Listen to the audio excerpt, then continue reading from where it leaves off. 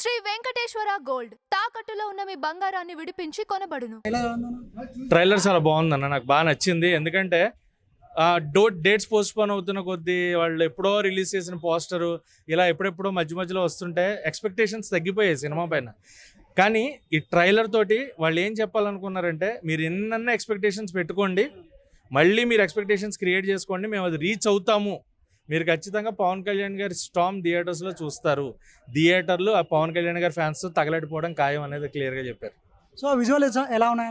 Visuals చాలా బాగున్నాయి, VFX బాగుంది, యాక్షన్ సీక్వెన్సెస్ బాగున్నాయి, అండ్ పొలిటికల్ టచ్ ఇస్తూ రాసిన డైలాగ్స్ కూడా చాలా బాగున్నాయి.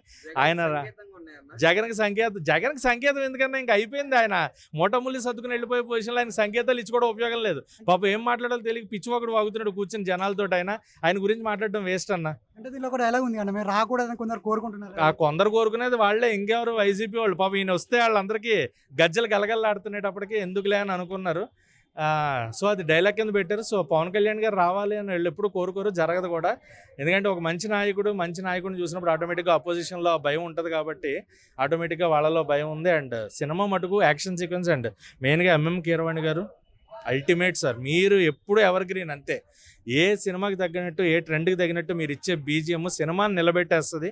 అలాగే ఈ బీజిఎం కూడా ట్రైలర్కి ఇలా ఉంటే థియేటర్లో అది ఏ రేంజ్లో ఉంటుందో ఫుల్ సినిమాకి అనేది మీ ఎక్స్పెక్టేషన్స్కి వదిలేస్తున్నా. అండ్ ఖచ్చితంగా ఏదైతే ఎక్స్పెక్టేషన్స్ తగ్గిపోయే సినిమా మీద ట్రైలర్తో పెంచేశారు, ఆ పెంచింది అలాగే కంటిన్యూ అయ్యి సినిమా కూడా పెద్ద సక్సెస్ అవ్వాలని మనస్ఫూర్తిగా కోరుకుంటున్నాను. అన్న ఇప్పుడు పవన్ కళ్యాణ్ గారు పొలిటికల్లో ఉన్న సినిమాలోకి వచ్చినా సరే అవతల పార్టీకి చెమటలే అంటారా?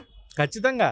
ఆయన సినిమా చేసినా కూడా ఖచ్చితంగా దాంట్లో వాళ్ళకి సంబంధించిన డైలాగ్స్ ఉండేటప్పటికి వాళ్ళకి భయం వేస్తుంది. అప్పుడంటే పాపం వాళ్ళు గవర్నమెంట్లో ఉండి చాలా ఆపడానికి ప్రయత్నించారు, సినిమాలను ఆపారు కూడా పవన్ కళ్యాణ్ గారివి.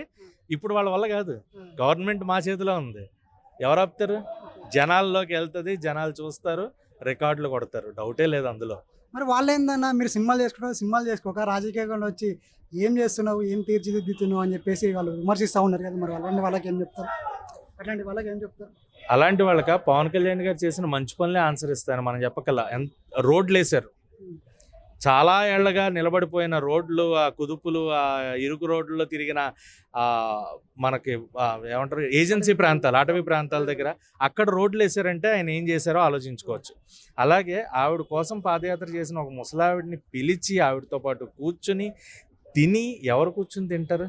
నటించి నోట్లో 4 మెతుకులు పెట్టుకుని చేయి తుడుచుకునేలాగా లేదుగా, చేతిలో తీర్థం పోసుకునేలా లేదుగా. హిందూ ధర్మాన్ని కాపాడడానికి ముందు నిలబడి సనాతన ధర్మాన్ని అందరికీ తెలియజేస్తున్న నాయకుడిగా ఎవరున్నారు? ఇంతకంటే ఏం కావాలన్న ఆయన గురించి చెప్పడానికి? ఒక నాయకుడిగా ఉన్నప్పుడు ఆ నాయకుడు చేసే మంచి పనులు ఆ సినిమాలో కూడా కనిపిస్తాయేమో అన్న భయం అపోజిషన్ వాళ్ళు ఉంటుంది. సో వాళ్ళు ఏముంది, పని లేని వాళ్ళు ఎన్నన్నా చెప్తారంటారు కదా, అలాంటి వాళ్ళు ఎన్నో కొన్ని చెప్తూ ఉంటారు. అలాంటివి పట్టించుకోవడం, ఈయన అందులో అసలు పట్టించుకోవడం, అలాంటి వాళ్ళు పట్టించుకుంటే మంచి పనులు చేయలేడు. సో అలాంటి వాళ్ళని దులిపేసుకుంటూ ఈయన మంచి పనులు ఏవి చేయాలనుకున్నారు చేస్తున్నారు, మధ్యలో సినిమాలు చేస్తున్నారు, ప్రజలను ఎంటర్టైన్ చేస్తున్నారు, ప్రజలకు సేవ చేస్తున్నాడు. సో ఒక Pavan Kalyan is not a hero, is a leader.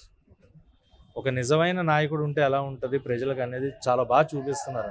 చాలా అన్న, మీరు ఒక పవన్ కళ్యాణ్ అభిమానిగా హీరోగా బెటరా అయినా లేకపోతే పొలిటికల్ లీడర్గా బెటరా? నేను పవన్ కళ్యాణ్ అభిమాని కాదు. ఫస్ట్ థింగ్, నేను పక్కా అక్కినేని అభిమాని.